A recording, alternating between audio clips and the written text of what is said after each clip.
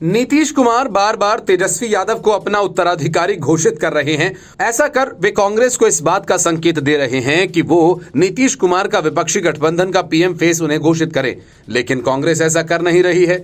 इस बात से खफा नीतीश कुमार मध्य प्रदेश के चुनावी मैदान में कूद गए और जेडीयू ने 5 सीटों पर अपने उम्मीदवारों का ऐलान कर दिया।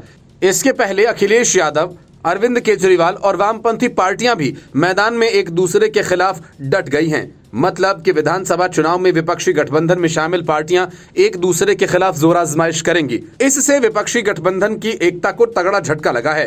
13 सितंबर को शरद पवार के घर हुई बैठक के बाद कोई औपचारिक बैठक नहीं हुई। इसके पीछे वजह 5 राज्यों के विधानसभा चुनाव हैं।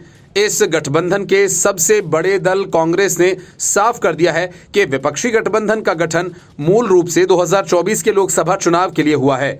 इसके लिए कांग्रेस ने रणनीति तैयार की है। मिजोरम को छोड़कर राजस्थान, छत्तीसगढ़ और मध्य प्रदेश जैसे राज्यों में कांग्रेस का सीधा मुकाबला बीजेपी से है। वहीं तेलंगाना में भी कांग्रेस ही केसीआर से मुकाबला कर रही है। कांग्रेस इनमें से किसी राज्य के सहयोगियों को समझौते और गठबंधन धर्म के आधार पर सीट देकर खुद को कमजोर नहीं करना चाहती। कांग्रेस हर सीट पर खुद चुनाव लड़कर सरकार बनाने की तैयारी में है। यही वजह है कि वो केजरीवाल, अखिलेश या लेफ्ट सहित अन्य दलों के लिए सीट छोड़ने को राजी नहीं है। राजस्थान, मध्य प्रदेश, छत्तीसगढ़ और तेलंगाना सहित मिजोरम में भी आम आदमी पार्टी सपा ने उम्मीदवार घोषित कर दिए हैं। कांग्रेस से उनका समझौता फिलहाल नहीं हो सका है। कभी अखिलेश नाराज होते हैं तो कभी अरविंद केजरीवाल। अब सवाल यह है कि कांग्रेस सहयोगी दलों की नाराजगी की कीमत पर भी उनसे समझौता क्यों नहीं करना चाहती और सहयोगी दल विधानसभा चुनाव से पहले ही लोकसभा चुनाव की बात क्यों कर रहे हैं। कांग्रेस की रणनीति के मुताबिक 5 राज्यों के विधानसभा चुनाव में उसका प्रदर्शन अच्छा होगा, वो मजबूत होकर उतरेगी, तो लोकसभा चुनाव से पहले सीटों के बंटवारे में सहयोगी दलों के दबाव में आ जाने की बजाय उनको दबाव में लेकर ज्यादा सीटें हासिल कर सकती है। यूपी में जब विधानसभा चुनाव के नतीजों में कांग्रेस मजबूत बनकर उभरेगी तो सपा प्रमुख अखिलेश यादव कांग्रेस को 2 दर्जन के आसपास सीटें देने को भी मजबूर हो जाएंगे। इसके नीचे वजह मुस्लिम वोटर्स भी हैं, जिनका लोकसभा में रुझान 2009 की तर्ज पर कांग्रेस के साथ हो सकता है।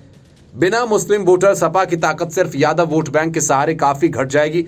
इस तरह कांग्रेस दिल्ली और पंजाब में भी केजरीवाल से डील करना चाहती है। हालांकि पंजाब के कांग्रेस नेता तो केजरीवाल के साथ गठबंधन के खिलाफ हैं। चुनावी राज्यों में इसलिए कांग्रेस समझौता नहीं कर रही कि बीते दिनों कांग्रेस अध्यक्ष मल्लिकार्जुन खड़गे ने कहा कि यदि आपकी जेब में सिक्का खनकेगा तभी कोई आपके पास व्यापार करेगा। इसका मतलब जब आपके पास वोट बैंक होगा, राज्यों में सरकार होगी, पार्टी का जनाधार बढ़ेगा, तभी सहयोगी इज्जत और बराबरी की बात करेंगे।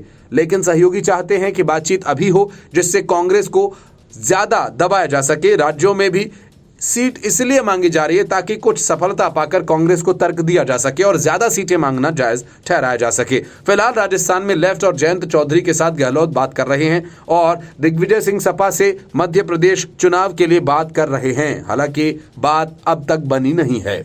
Report, news of India.